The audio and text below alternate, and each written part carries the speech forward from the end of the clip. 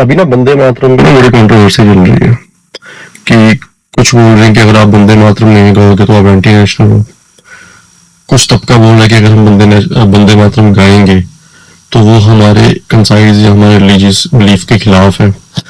कुछ बोल रहे हैं कि वंदे मातरम को इम्पोज किया जा रहा है, वो हमारे आर्टिकल 21 के तहत और आर्टिकल 25 के तहत, आर्टिकल 26 के तहत वो हमारे आर्टिकल्स वायलेट कर रहा है।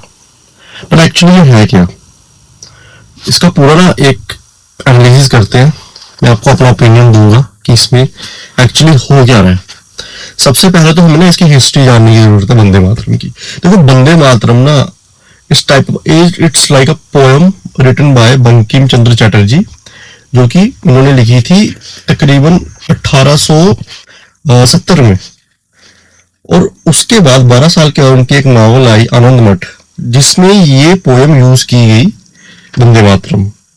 और उसके बाद 1890 में रविंद्रनाथ टैगोर जी ने पहली बार इसको गाया एक कलकत्ता कांग्रेस के कलकत्ता सेशन में। तो ये इसका टाइम फ्रेम रहा। उसके बाद वंदे मातरम, जब रविंद्रनाथ टैगोर जी ने इसको गाया तो वंदे मातरम एक पैट्रियोटिक सॉन्ग बन गया था फ्रीडम स्ट्रगल का। सब इसको गाने लगे। बट अब इसमें एक प्रॉब्लम थी। वंदे मातरम के 6 स्टैंजा है और वंदे मातरम के जो तीसरा, चौथा और 5वां स्टैंजा है ना, उसमें हिंदू गॉड्स को ग्लोरीफाई किया गया है, हिंदू टेम्पल्स को ग्लोरीफाई किया गया है। ये बात जो फ्रीडम स्ट्रगल में, जो क्योंकि फ्रीडम स्ट्रगल सिर्फ हिंदुओं की तो थी नहीं, वो हिंदू, मुस्लिम्स, पारसी, जितने भी कम्युनिटीज इंडिया में थे सबकी थी। तो जो नॉन हिंदूज को लगा कि ये वंदे मातरम है, ये तो हिंदूज का सॉन्ग है, क्योंकि इसमें हिंदूज गॉडेस की, लक्ष्मी, माता लक्ष्मी की, माता सरस्वती की, माता दुर्गा की बात की जा रही है, मंदिरों की बात की जा रही है, तो ये हमारा सॉन्ग कैसे हो गया। तो तब एक फ्रैक्शन आने लग गया। उसी को मद्देनजर रखते हुए कांग्रेस वर्किंग कमेटी ने 1937 में एक प्रोक्लेमेशन पास किया कि वंदे मातरम के जो पहले 2 स्टैंजा हैं सिर्फ वो यूज किए जाएंगे, वही अडॉप्ट किए जाएंगे, बाकी 4 स्टैंजा को अडॉप्ट नहीं किया जाएगा। अब ये बात चली, देश आजाद हुआ। 24 जनवरी 1950 में हमारे प्रेसिडेंट राजेंद्र प्रसाद जी ने इसको मान्यता दी, बट सिर्फ 2 स्टैंजा को, पहले 2 स्टैंजा को, ताकि जो एक सेकुलर थ्रेड है हमारे देश का वो बना रहे। बाकी 4 स्टैंजा से उनको डिस्कार्ड कर दिया। अब चलते हैं 1986 में, 1986 में एक स्कूल में नेशनल एंथम चल रहा था और वहां पे 2 बच्चे ऐसे थे असेंबली में जो खड़े थे बट गा नहीं रहे थे।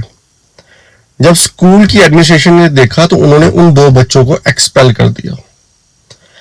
ये मामला सुप्रीम कोर्ट पहुंचा और सुप्रीम कोर्ट ने जजमेंट दी कि नेशनल एंथम अगर कोई नहीं गा रहा बट वो रिस्पेक्ट में खड़ा है और जो गा रहे हैं उनको डिस्टर्ब नहीं कर रहा है, तो ये कोई भी ऑफेंस नहीं माना जाएगा और उनको वापस लेना पड़ा बच्चों को स्कूल में।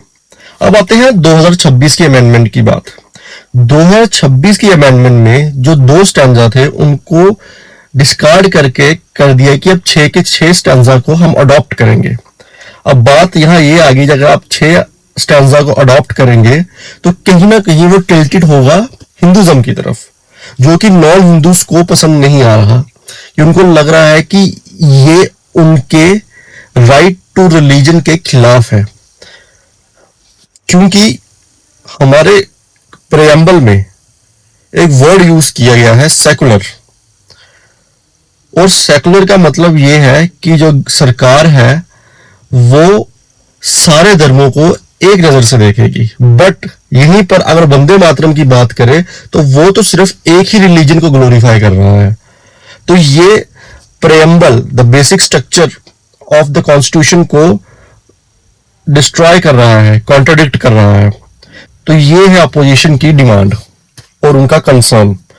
अब बात यहाँ ये आती है कि 2026 का जो अमेंडमेंट हुआ वंदे मातरम में, उसमें है क्या। क्या अगर सपोज करो मैं वंदे मातरम नहीं गा रहा हूं तो क्या मेरे पे कोई क्रिमिनल चार्जेस लगेंगे? तो ऐसा नहीं है।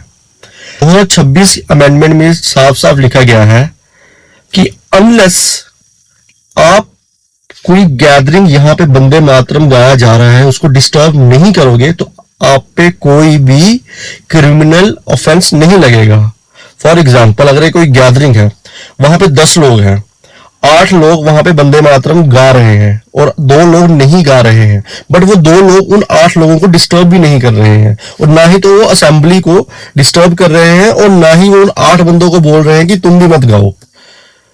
वो सिर्फ सिंपली गा नहीं रहे हैं, वो साइलेंट है, तो उन पे कोई ऑफेंस नहीं लगेगा। ऑफेंस तब लगेगा अगर वो उस गैदरिंग को डिस्टर्ब करे या लोगों को फोर्सफुली रोके गाने से। ये है 2026 की अमेंडमेंट। कि अगर सिंपल सी बात है, अगर ये आ जाता कि जो नहीं गा रहा उस पे भी क्रिमिनल ऑफेंस लगेगा, तो ये डायरेक्टली हमारे article 19 right to remain silent को कॉन्ट्रडिक्ट करता। इसलिए इस अमेंडमेंट में ये प्रोविजन है। अब बात आती है कि कोई गाए या ना गाए, इससे मैटर नहीं पड़ता। मैटर पड़ता है अगर आप कोई डिस्टर्बेंस क्रिएट कर रहे हो उससे। आई होप ये मैटर आपको समझ आया होगा। अपने ओपिनियंस कमेंट में जरूर बताना मुझे, एंड प्लीज डू सब्सक्राइब।